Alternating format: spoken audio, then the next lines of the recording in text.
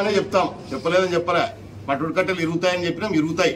అవైతే గ్యారంటీ. ఎవడికి ఇరుగుతాయి? మళ్ళీ బాగా వినండి, ఇది మళ్ళీ బాగా చూపించుకోండి. కట్ అండ్ పేస్ట్ వద్దు మనకు, ఫుల్ వీడియో. పట్టుడు కట్టలు ఇరుగుతాయంటే చట్టమయ్యా, చట్టం తన పని తను చేస్తుందని అర్థం. అర్థమైందా? జగన్మోహన్కి అర్థం కావడం లేదేమో పాపం. పట్టుడు కట్టలు ఇరుగుతాయంటే చట్టం తన పని చేస్తుందని అర్థం. ఆ చట్టాన్ని గౌరవించే బాధ్యత మాకుంది. మేము గౌరవించినాం, గౌరవిస్తాం, గౌరవిస్తూనే ఉంటాం. మా నాయకుడు కూడా అదే పని చేస్తాడు. ఆయన ఇన్స్ట్రక్షన్స్ కూడా మాకు అవే. మేము కూడా అటువంటి వాళ్ళమే. ఎప్పుడు కూడా మీ లెక్క తప్పుడు దారులు అనుకొని మేము అధికారంలోకి వచ్చేవాళ్ళం కాదు. నీ పాపాలు చాలా ఉండయి, అడుగుతారు. ఇంకా నీకు అంటే ఇంక కొద్ది రోజులు పాపం బయట ఉంటాడు తిరిగి. అవునా? ఎన్నాళ్ళు ఉంటాడు పాపం ఉంటే? తొందరలోనే చరిత్రలో చాలా తోడవుతున్నాయి. ఇంకా అవునా? తొందరగా పోతాడు. ఇంకా పరదాలలో లేవు. ఇప్పుడు పరదాలు పెట్టుకుని ఎవడు కట్టాలి? ఇప్పుడు పరదాలు అప్పుడంటే ప్రభుత్వం సొమ్ము, ప్రజల సొమ్ము. అవునా? పరదాలు కట్టాడు. ఇప్పుడు ఎందుకు కట్టడం లే పరదాలు? ఏం బా ఇప్పుడు ఎందుకు కట్టడం లే? ఇప్పుడు జగన్మోహన్ వచ్చి పరదాలు కట్టాలి కదా. ఉలగితే ఆయన్ని కూడా చంపుతాడు, మళ్ళీ అవి కూడా మా మీద వేస్తాడు. అవునా? మళ్ళీ అది తెలుగుదేశం పార్టీ ఎందుకు పరదాలు కట్టి వాళ్ళ నాయకులు అడగాలి. మేము జగన్మోహన్ రెడ్డి వస్తే మీరు ఎందుకు పరదాలు కట్టలే అంటే, ఆ రోజు నువ్వు ప్రభుత్వంలో ప్రజల సొమ్ము అడ్డంగా ఖర్చు పెట్టి ప్రజల సంక్షేమాన్ని అభివృద్ధిని పక్కన దొబ్బేసి నువ్వు ప్యాలెస్లు కట్టి నీ ప్యాలెస్ చుట్టూ అసలు ఆయన ఇల్లు చూసి రాబోరు నాయన ఒకసారి జగన్మోహన్ ఇల్లు. లేదంటే మేము వెహికల్స్ పెడతాము పోయి, అది కూడా వీడియోలు బాగా చూపించాలి కదా మీడియాలో. ఆయన అడుగుతున్నాడు కదా, ప్యాలెస్లు కట్టావు, ప్యాలెస్ చుట్టూ పెద్ద గోడలు కట్టావు, ఎవడు రాకూడదు లోపలికి, బయటకు వచ్చే పరదాలు ఇప్పుడు ఎందుకులోనైనా సెక్యూరిటీ వీకేసి పీకేశారు. నేను మాకు ఇచ్చిన సెక్యూరిటీ ఏనైనా 50 సంవత్సరాల నుంచి మేము రాజకీయంలో ఉన్నాము. అవునా? మా తండ్రి 3 సార్లు గెలిచాడు, మంత్రిగా చేసినాడు, మా అన్న చేశాడు. ఫ్యాక్షన్లు గతంలో ఉండినాయి, ఇప్పుడు లేవు. నక్సలిజం చూసినాము, మా కుటుంబం నష్టపోయింది. అవునా? వర్గాలు నష్టపోయినాయి, ప్రజలు నష్టపోయినారు. మళ్ళీ మాకెందుకు సెక్యూరిటీలో ఎమ్మెల్యేగా ఓడిపోయినప్పుడు ఎందుకు లేదా? ఎందుకులే మాకు సెక్యూరిటీను? ఇప్పుడేమో ఆయనకు 1000 మంది సెక్యూరిటీ కావాలి. పాపం కోర్టుకు వేస్తాడు. ప్రధానమంత్రి కూడా లేదు సామీనకున్న సెక్యూరిటీ. పోయినసారి భారతదేశ ప్రధానికి అత్యంత హిట్ లిస్టులు ఉన్న ఆయనకే లేదంత సెక్యూరిటీ. ఈయన 1000 మంది, అది నేషనల్ సెక్యూరిటీ గ్రూప్ ఉంటే ఈయనది స్టేట్ సెక్యూరిటీ గ్రూప్ అని తయారు చేశాడు. ఒకటి చూడు, ఎవడబ్బా సొమ్మని పెట్టావు ఇదంతా ఖర్చు. మీ నాయన ఏమో సంపాదించలేదు ఖర్చు పెట్టావు. ఇదేమన్నా ప్రభుత్వం సొమ్ము పెట్టావు, ఇప్పుడు వచ్చి డ్రామాలు ఆడతావా? తప్పుడు శాస్త్రాలు, తప్పుడు మాటలు, తప్పుడు కథలు మాట్లాడితే చంద్రబాబు దుర్మార్గుడు, మాట్లాడితే లోకేష్ దుర్మార్గుడు, మాట్లాడితే గుడ్డరాశెట్టి దుర్మార్గుడు, పరుగు దుర్మార్గుడే. పాప ఆయన ఏ రోజు ఏమి చేసిండాడు? అవునా? అన్ని తప్పుడు కూతలలో కూర్చావు వచ్చి. ఎవడు భయపడా? ఈ తప్పుడు కూతలకు ఎవడు భయపడడు? మీరు ఏమైనా పొరపాటున మళ్ళీ ఏమైనా 5 ఏళ్ళకి మీరు వస్తారేమనుకుంటున్నారు. అయినా ఏం రారు. ఏదైనా ఉండేదే మడసంగా మర్యాద పండుకొని మర్తేసుకుని పండుకుంటే బాగుంటుంది. లేకపోతే ఉండేటి కూడా పీకుతాం. ఇంకా మీ చరిత్ర పీకేది ఉంది. కొంచెం వదిలేద్దాంలే, మా సార్ ఎందుకులే పాపం వదిలేయండి అంటే ఉంటే చంద్రబాబు నాయుడు గారు వదిలేద్దాంలే అనుకుంటున్నాడు. ఈయన ఆయనకు బుద్ధి రావడంలే. అవునా? వీళ్ళ చరిత్రలు దండిగా ఉన్నాయి, అన్ని పీకుతాము. చట్టపరంగా వీళ్ళ మీద ఏదైతే చర్యలు తీసుకుంటామో అట్లే తీసుకుంటాము. ఏదైతే ఇటువంటి ఇప్పుడు జరుగుతున్న సంఘటనలు కూడా పార్టీకి సంబంధం లేకుండా అనేకం జరుగుతున్నాయి. అవి కూడా చట్టపరంగానే చర్యలు తీసుకుంటుంది ప్రభుత్వము. ఎక్కడ కూడా ఎప్పుడు కూడా ఇటువంటి మేము ప్రోత్సహించే ప్రసక్తే లేదు, ప్రోత్సహించాల్సిన అవసరము లేదు. ప్రజల కోసం కష్టపడతాం, ప్రజలకు సేవ చేస్తాం, ప్రజలకు పని చేస్తాం.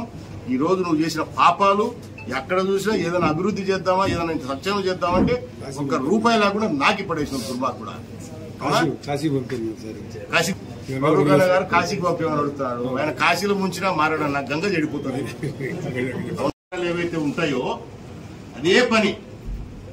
ఒక సాక్షిని ఒకటి పెట్టుకున్నాడు, మర్చిపోతే ఈ మధ్య కలర్ మార్చారు. దానికి ఎల్లో బ్లూ వచ్చింది. ఈ మధ్య ఎల్లో పోయిందన్నా, బ్లూ వచ్చింది.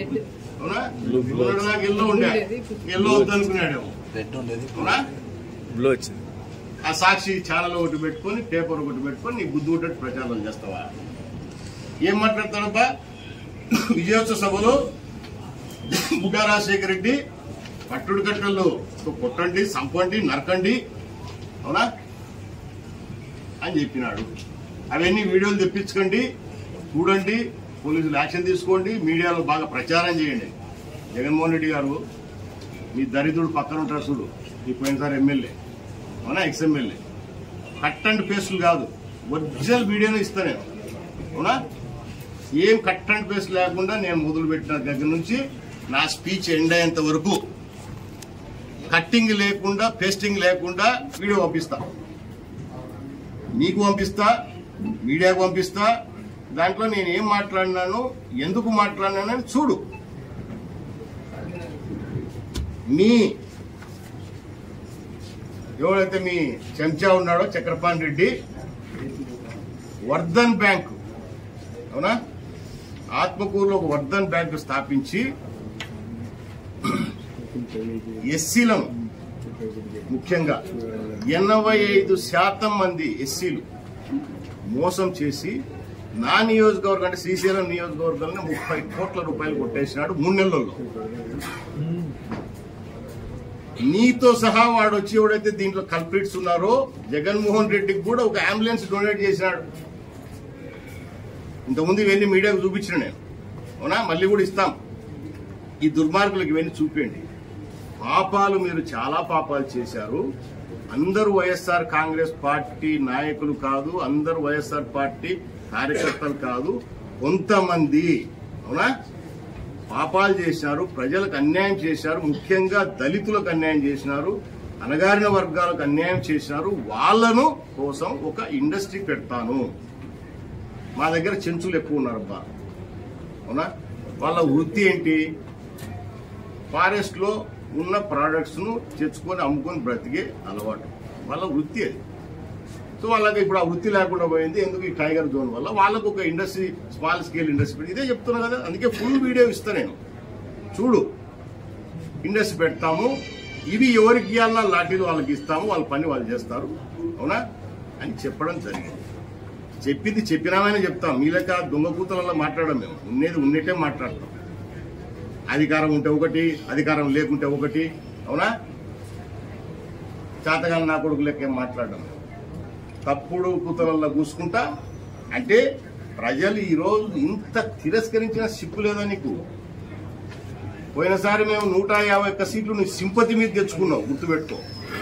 అయ్యో పాపం తెచ్చుకున్నాం. ఈసారి చంద్రబాబు నాయుడు గారికి ఇచ్చిన మెజారిటీ ఆయన పనితనం చూసి ప్రజలు పొరపాటు చేసినాము, పని చేసే నాయకుడికి కాకుండా తప్పుడు మాటలు మాట్లాడే నాయకులకు మేము అవకాశం ఇచ్చినామని ప్రజలు తెలుసుకొని మాకు అవకాశం ఇచ్చినారు.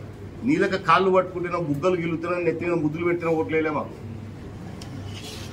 వాస్తవాలు తెలుసుకొని ఎవరైతే బాగుంటుంది, ఏ పార్టీ అయితే బాగుంటుందని చంద్రబాబు నాయుడు గారికి, కూటమికి అవకాశం ఇచ్చినారు. నీళ్ళక ఒగలు పోతే మాకేం అవకాశం ఇలే.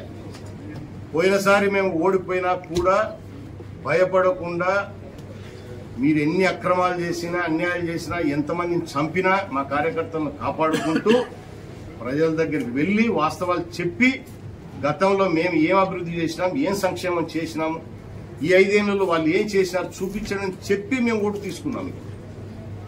మీలాగా ఎప్పుడు తప్పుడు ప్రచారాలు చేసి మేము ఓట్లు తీసుకోలే. పని చేసినాం. ఇక్కడ ఉన్న నాయకులు అందరం కూడా పని చేసినాం. ఒక్కొక్క నియోజకవర్గంలో 100 కోట్లు పనిచేసినాం. సంక్షేమం కూడా 100 కోట్లు ఖర్చు పెట్టినాం. మీ దరిద్రపు నాయనలు ఒక్క రూపాయి చూపించండి నాకు ఎక్కడన్నా ఏం ఖర్చు పెట్టినా. ఈరోజు వచ్చి డ్రామాలు ఆడతారా? రాజశేఖర్ అరెస్ట్ చేయాలి, కేసు పెట్టుకోపో కేసు ఏం భయపడతా అనుకుంటున్నావా? రేపు మా ముఖ్యమంత్రిని అడుగుతా, సార్ నా పేరు కూడా చేర్చు, ఎంక్వైరీ చేయండి. నీ లెక్క గొజ్జలం అది భయపడుతాం కాదు, మేము భయపడతాం అనుకుంటున్నారా? అంటే శిక్షకు రెడీ మేము. నీ లెక్క పారిపోం.